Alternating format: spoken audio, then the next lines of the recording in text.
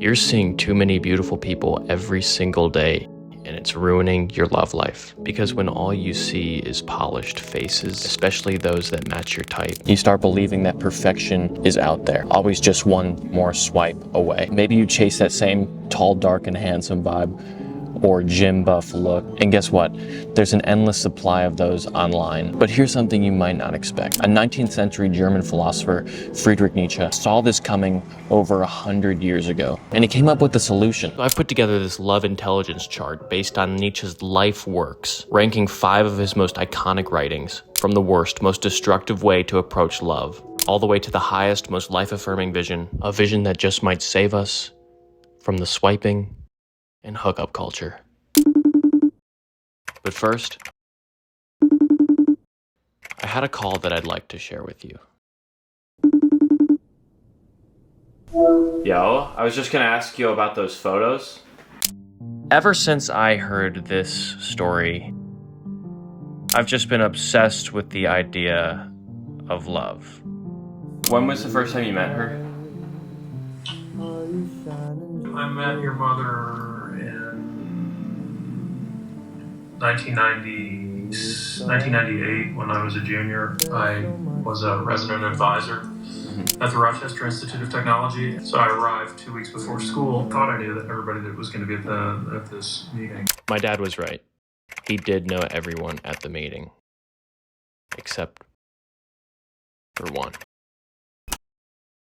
Let's begin at the bottom of the IQ bell curve, the most evil and least virtuous form of love. Nietzsche explores the Apollonian, which means the ordered and rational, and the Dionysian, which is the chaotic and emotional. If you hyperfixate on that Apollonian side, you fixate on perfect appearances and curated angles, on Instagram moods and Pinterest aesthetic. There's nothing deeper. Modern technology becomes your worst nightmare when you focus on the Apollonian. You're desensitized to real human faces because you're seeing too many people that fit your type. Everyone looks like a perfect sculpture. This is an aesthetic trap. You chase the perfect partner, discarding anyone who lost their wow factor. It kills genuine closeness, and ironically, it kills love at first sight. How can one first sight matter when you're seeing thousands of new people every single day that fit your type? You're desensitized. That's why this is the lowest, most superficial tier. It's all about looks, the surface level, and nothing beyond that. I can literally remember the first 1/100,000th of a second that your mother appeared in my life.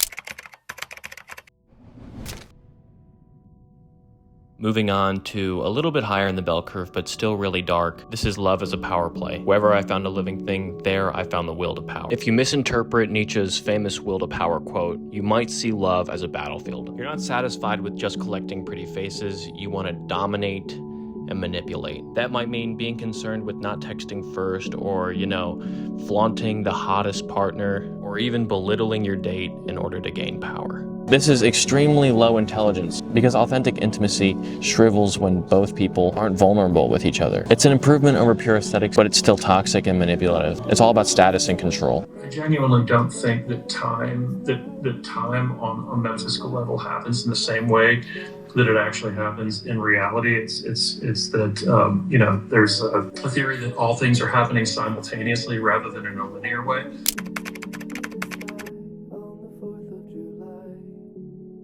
Moving kinda in the middle of the bell curve, now Nietzsche shows a more romantic side, but illusions still remain. What is it that love wants? To go out of itself, to find rest in another's soul. Here Nietzsche acknowledges that love involves longing, that we seek completion in another. But in a world saturated by your exact type, you might keep believing the perfect soulmate is still out there. The second your current partner shows flaws, you assume the next match is your true happily ever after. This is less dark than fixating on looks or raw power, because it embraces affection, but it's still an escapist hope.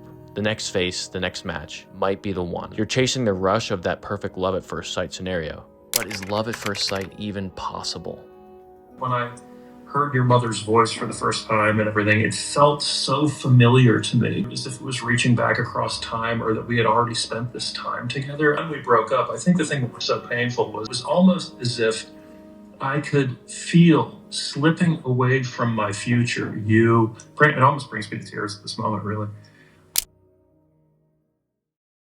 Closer to the end of the bell curve, now Nietzsche shifts his focus to self-overcoming, to challenging illusions head-on. You shall love peace as a means to new wars. It is the good war which hallows every cause. This war is obviously metaphorical. It's a fight against our own complacency, illusions, the fear of vulnerability, and love that might mean admitting you have issues with trust or that you always bail when things get hard. Instead of blaming your partner's imperfections, you fight your internal resistance for deeper closeness. This is a major upgrade. Rather than passively chasing beauty or winning in love, you actively engage in growth. I think about you, and I think about Scarlett, and I think about Harris, and I think about the times we spent together. And it's almost as if when we broke up, I mean, it sounds hokey, but it's almost as if one of the reasons why I was so upset about it was that I could feel that slipping away. If everything is actually happening simultaneously, then it was as if the possibility of this incredible life that we would have together was slipping away from me. Finally, we reach the top, Nietzsche's most life-fulfilling and virtuous stance on love, eternal recurrence. If everything is happening simultaneously, then love at first sight isn't just a fleeting spark. It's an echo through time, an inevitability that resurfaces again and again. Every choice we make, every path we take, loops back eternally, reinforcing the weight of who we love and why. Maybe it's not possible right now. Maybe it's not a single magical moment, but something deeper. Something already woven into the fabric of our lives. A recognition, not just of what is, but of what always was. Do you think love at first sight exists? I do, but not in the way that, again, not in the way that our culture thinks. Like, I think that your life is laid out before you and character is fate, to quote Heraclitus. So I think that your future, your birth, your death, the entire shape of your life has happened already and is happening in the moment. But it's almost as if love at first sight only happens in hindsight. In hindsight. You know, like, I can say now that unequivocally, I mean, from the jump, I was absolutely in love with your mother from the first 1/100,000th of a second that I was in her presence. But that's because of 34 years of being with her, where, you know, we have experienced literal heaven on earth, paradise on earth with you children.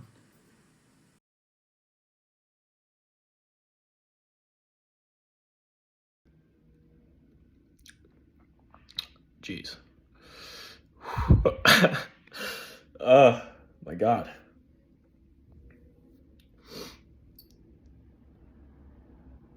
Appreciate y'all. I'm really enjoying what I'm doing right now. Thanks for the support. I'll see you next week. There in the bars and through the smokescreen of the crowded restaurant.